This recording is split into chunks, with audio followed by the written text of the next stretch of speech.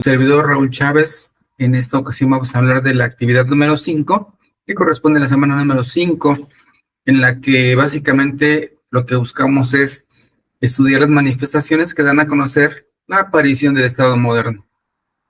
Y el primer concepto que debemos, o la primera pregunta que debemos responder es justamente, ¿qué es el Estado? Y bueno, encontramos diversas definiciones o conceptos relacionados al Estado. Por ejemplo, Andrés Serra Rojas, él nos habla de dos tipos de Estado, dos conceptos de Estado. Uno es el Estado vulgar y el otro es el Estado científico. El Estado vulgar es aquel en el que el pueblo no ve al Estado como una cosa grata, sino lo ve como una fuerza ciega que lo domina, un poder que le exige y lo aniquila. Sin embargo, también para Andrés Serra existe el Estado científico, en el que se ve a un Estado como un orden de convivencia de la sociedad y una sociedad políticamente organizada. Es decir, el Estado es un medio, es un ente público superior, soberano y coactivo. Aquí el autor nos reitera que el Estado es un orden jurídico de convivencia, es un territorio determinado, un modo de asociación superior a todas las formas de asociación. Porque, bien es cierto, podemos hablar de la familia, de sociedades mercantiles, de grupos, de colegios, de confederaciones, de grupos que finalmente también son entes, pero el Estado lo ven como un ente público de orden superior. Para Aurora Arnaiz, el Estado es el medio de que se sirve la sociedad política para llevar a cabo los fines del derecho nacional. Es decir, el Estado tiene un carácter instrumentista. Ahora bien, ¿cuáles son los fundamentos del Estado moderno? En las lecturas realizadas nos habla de, primeramente, la separación de la Iglesia como un fenómeno parteaguas. La separación de la Iglesia y el Estado es una de las características no relevantes de los estados modernos. Este proceso fue largo y tortuoso y tuvo su punto de inflexión en el Renacimiento con el movimiento de reforma. Esto dio origen al surgimiento del Estado nacionalista versus la estructura semimonárquica de la Edad Media. En relación a los principales tratadistas del Estado moderno, primeramente hablaríamos de Nicolás Maquiavelo. Para Nicolás Maquiavelo, la finalidad de la política es conservar y aumentar el poder político, y lo que importa es que tenga éxito, independientemente de la moralidad de los medios de que se sirva. Su obra El Príncipe es un punto de inflexión en cuanto a cómo se debe analizar la política.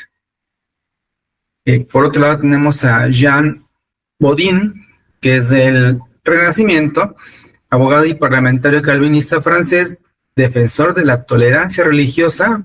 Podemos ver aquí todavía esa influencia de la Edad Media, él es renacentista, entonces todavía vemos aquí esta influencia, es defensor de la tolerancia religiosa, porque recordemos que la Reforma lo que hizo fue separación Iglesia y Estado.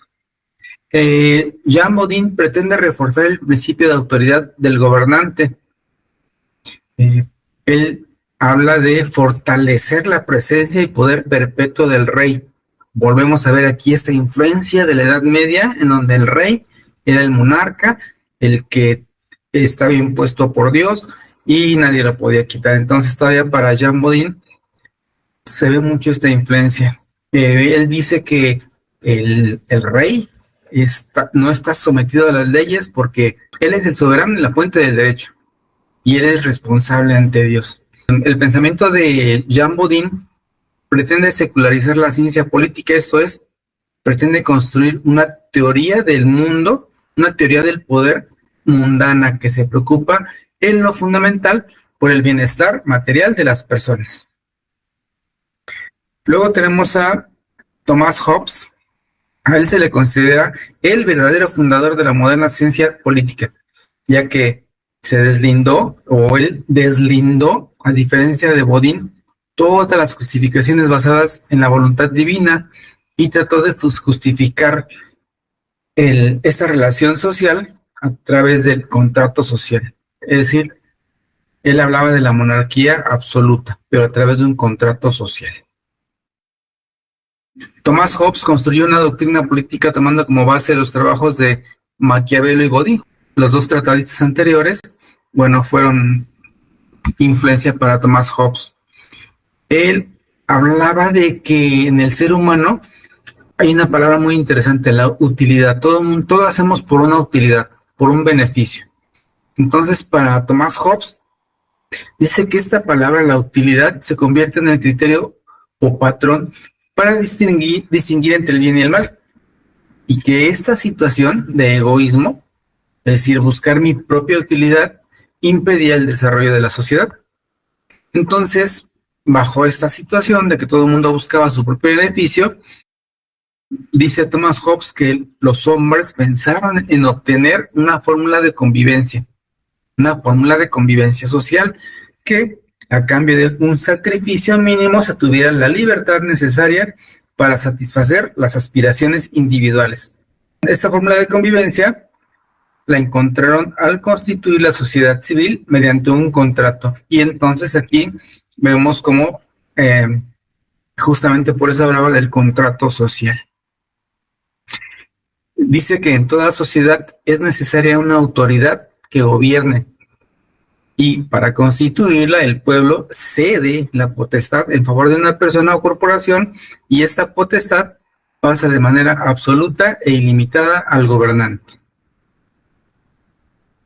Después tenemos a Jean-Jacques Rousseau, economista galo del siglo XVIII. También se le considera un precursor contractualista, es decir, él habla también de un contrato.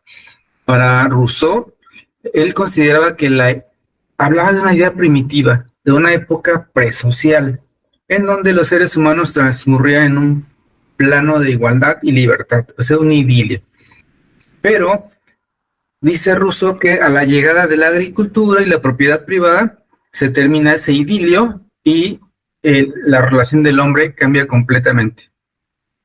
Por lo tanto, para recuperar esa libertad perdida, los hombres, otra vez, similar a Thomas Hobbes, dice que los hombres se pusieron de acuerdo para crear artificialmente a la sociedad política y para dar vida al Estado.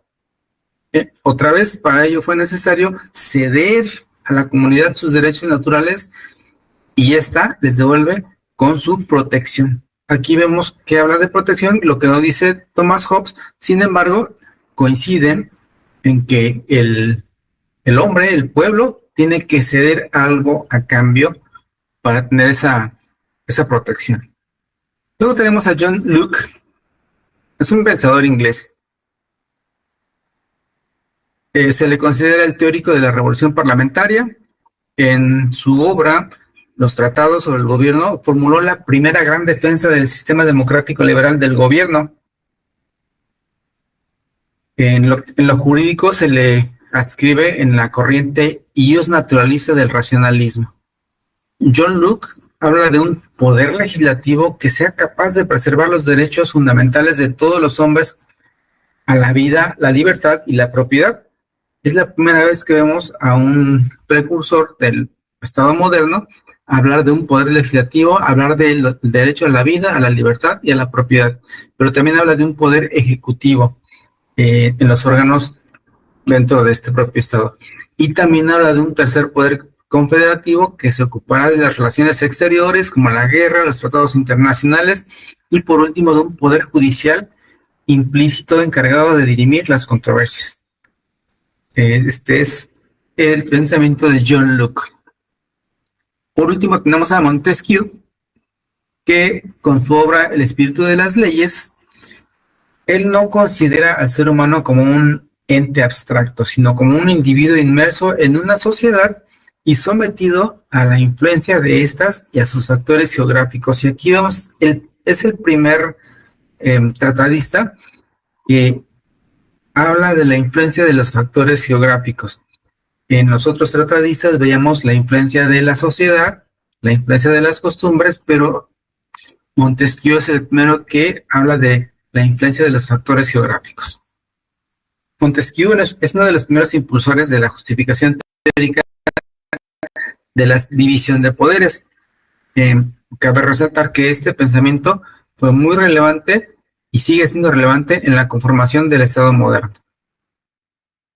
El siguiente tema es el poder político y los otros poderes. Tradicionalmente se estima que el nacimiento de la teoría política como una explicación y descripción de la organización del poder público tiene su origen en Nicolás Maquiavelo. Pero además del poder político también encontramos el poder económico. El capitalismo es una forma de organización económica del Estado en la que los medios de producción y el capital son privados. Este poder económico se concentra en las grandes corporaciones y donde el dinero, o sea, el capital, es un elemento económico predominante y poderoso. Los medios de producción también en este poder económico son de propiedad privada. Hay una característica más, es de que hay una explotación de la clase fuerte sobre la clase trabajadora. Y esto lo empezamos a ver, bueno, históricamente ha sido así, desde el esclavismo, después el feudalismo, después viene la época de la revolución industrial, y siempre ha habido una esclavitud o un dominio de una clase sobre otra. A través de la historia pudimos ver que el hombre era de alguna manera propietario de todo, pero a cambio de tener una protección cedió muchos derechos y entre ellos el derecho a la propiedad de los bienes que ahora le llamamos bienes de producción, y entonces su único bien es su fuerza de trabajo. ¿Cómo surgió el Estado moderno? En el surgimiento del Estado moderno se consideran solo 4 factores determinantes. Uno fue el Renacimiento, en donde hablamos hace un momento de lo característico fue la reforma religiosa justamente, los descubrimientos geográficos y la aparición y consolidación del mercantilismo. De la reforma religiosa ya hablamos un poco, pero de los descubrimientos geográficos básicamente, o concretamente o con mayor relevancia, el descubrimiento de América, porque vino a abrir los mercados, vino a abrir el comercio que del lado de Europa pues estaba dominado por un grupo muy importante y que lo monopolizaba y ejercía su dominio. Entonces, cuando descubren América y nuevas rutas de comercio, ese poder de allá en Europa pues rompe y entonces genera cambios muy drásticos, muy importantes. Y a grandes rasgos, profesora, este es mi tema, el desarrollo de mi tema. Espero que pudiera estar más o menos completo y le agradeceré sus comentarios. Muchas gracias, buenas noches.